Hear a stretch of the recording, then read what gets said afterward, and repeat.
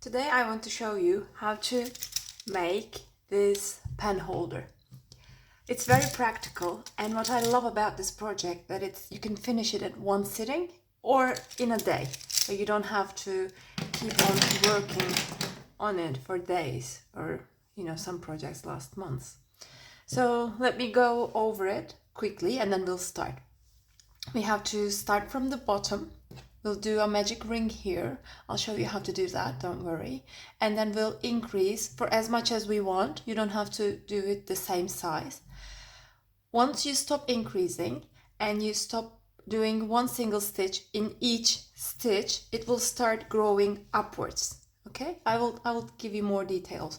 And once you decide the height is enough, then you will just stop there, and then you have this beautiful pen holder which holds straight with no problem. You see how it looks.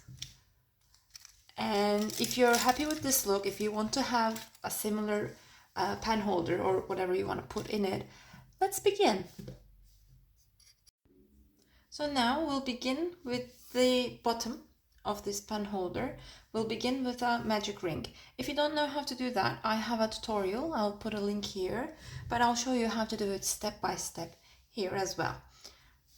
You hold your yarn between these two fingers, and then you take the yarn, wrap it around your three fingers, and you make an X shape. Hold it between your pinky like this. Grab your hook, take your hook and enter below the upper right arm of this X, below it. Hook the upper left arm and pull it through like this. Okay? Now turn your hook around. Now leave this loop on your hook.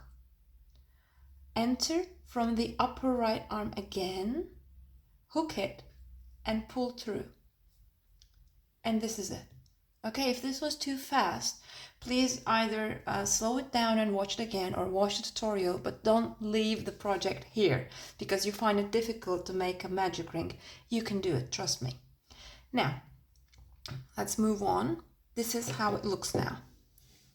Okay, we have the ball of yarn here, the free end here, and the ring here. Now we are going to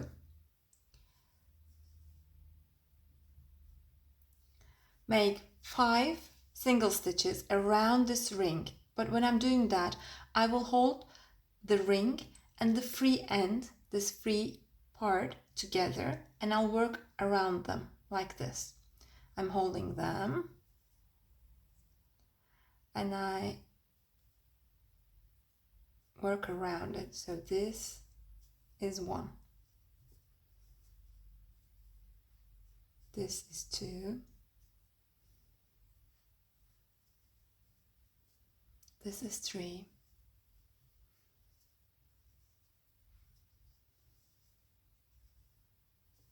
four,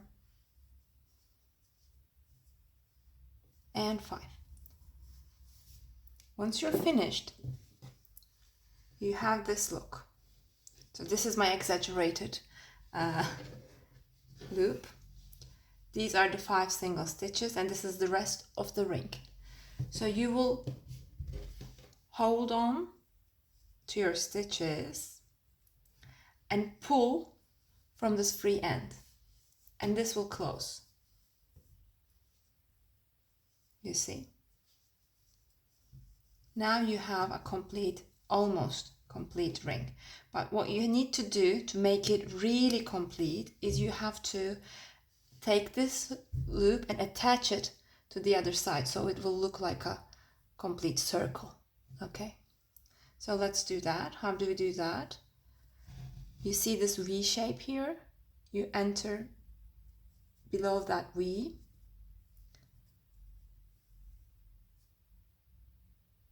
and you make a slip stitch like this. And we have completed the very beginning of our bottom. This is how it will look. So when you finish a complete round, I suggest you put a marker. I lost all my markers. I don't know where they are. So I will put a ribbon like this. But you can use a marker, which will be much practical. And every time we finish a round, before starting a new one, we will chain one. Okay? Now we chained one. Now in the second round, if we don't want it to go upwards like this, like a tube, then we need to increase. So I will go into every stitch twice. So I will go one stitch here. I'll go to the same place again and make a second stitch. And this is how I will complete this round. 2 stitches in each stitch from the previous round.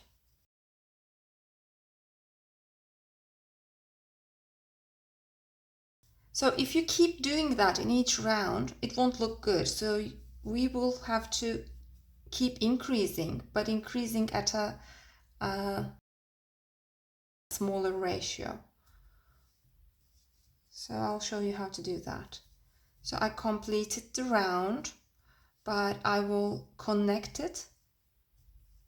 This is complete, as you can see, but it's not quite connected.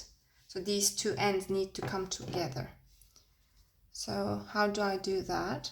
I find this V shape. I enter below it. I pull through and I pull through from this stitch as well. Now it's done. Now I remove my marker and put it here.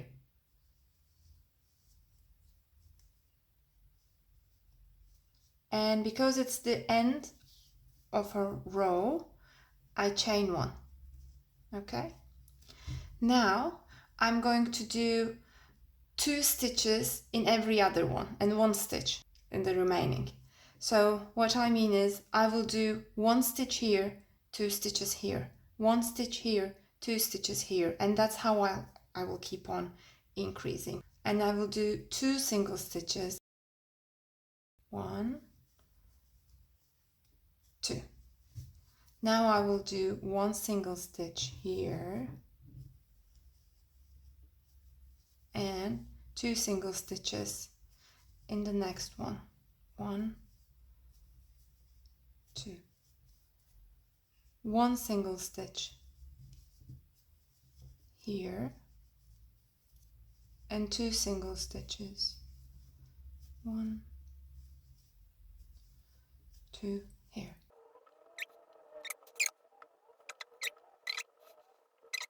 I'm almost finished. 2 stitches here.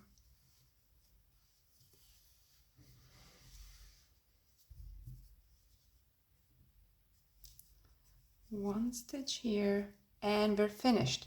So we need to connect, pull through, take the ribbon out, put it here, and don't forget to chain one.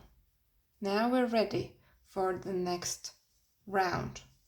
The next round I will keep on doing the same. So I'll do 1 stitch first and 2 stitches, 1 stitch and 2 stitches, and that's how I will increase 1 more round. I will meet you when I finish that. I will repeat the previous round now.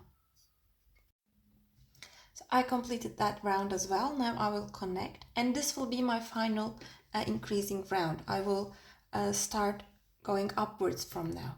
But if you want a bigger cup, what you have to do is you can either increase the same way, but when you do that, if the sides of your circle look like the leaves of a lettuce, like it's not straight but like this, then it means you have to increase in a smaller ratio. What you can do is, right now we're doing 1 stitch, 2 stitches, 1 stitch, 2 stitches. You can do 1 stitch, 1 stitch, 2 stitches. So you can experiment and find a way that will look good. But for now, this will be enough for me. Now I will connect, pull through. I will chain again. I will keep on chaining at the end of every row, and I will keep on using my marker as well. Those won't change.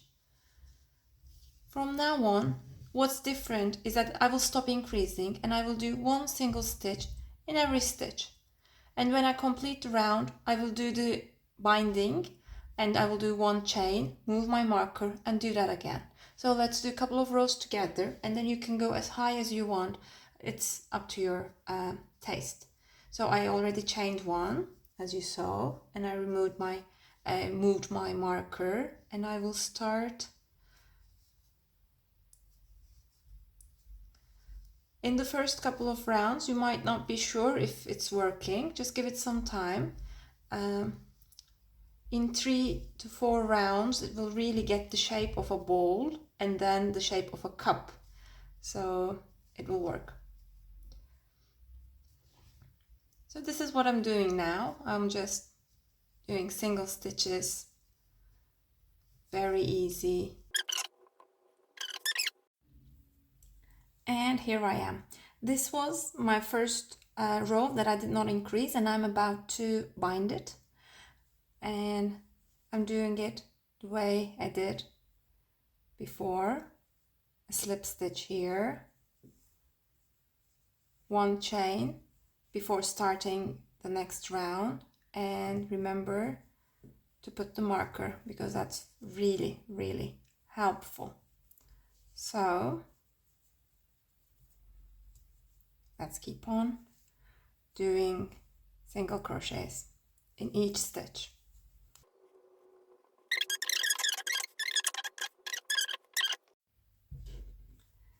So even at the second round, it starts to grow upwards and look like a tiny ball. So now I'm doing this round, and when I finish, so I'll put a single crochet here, and a single crochet here, right? And then I will need to bind, and this is where my marker is. But you see, this is just a way that the chain that we did when we started the next round. So you don't bind here, but you bind here, because this is where the next round really begins. So this is the previous round, and this is the next round. So you do single crochet in each one and then a slip knot here to make sure they are now completed. That was the inside out look of our project. So you can check like that as well. But now I'm still trying to get to the height, the final height that I desire.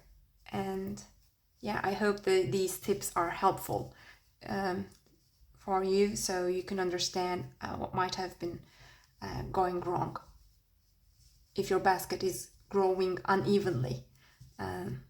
These are the places where you should check if you did correct or wrong. See, here we are, and this is the final single crochet that we need to make, and then we are going to bind here with a slip knot to complete the row. So this row is now complete, and I will make a chain, we'll put our marker, and we'll start the next round. And we'll start the next round. From which one? From this one, because this is where we already are in. Okay, so we'll start from this one. Yes. So here we are. We have almost finished the project, and we will do the completing, the finishing binding, and it will be just the same, nothing different. This is the last stitch that I need to do a single crochet in. Then I have my marker here. I will make a slip knot here, a slip stitch here, and I will cut. Oh, I don't have scissors. Great. Yeah, I will cut here. I'm sorry, just pretend you didn't see this. And I will make a knot. This is the final look, right? this is how it will look. So we better hide it in the inside of our work here. So this is what you're going to do. I will grab a smaller thinner hook. So this was a number 6 and I will use a number 3 now. And what you need to take care of is that you don't go all the way, like you don't hide it like this, but you do it like this. So nothing is seen here. And then you pull through. So you won't be changing the outside look, right? So don't go all the way, just like this. And you pull through. And nothing is seen from the outside. And we will keep doing this all the way inside. See how it goes, but nothing is changed from the outside. And this is how it ended up looking. You could put your crochet hooks in it or your pen or whatever you want. You can make it as big or as tall as you want, and you can finish it in one sitting. Hopefully this was helpful, and please subscribe to my channel, like the video, and comment if you have any questions or suggestions. Thank you. Bye.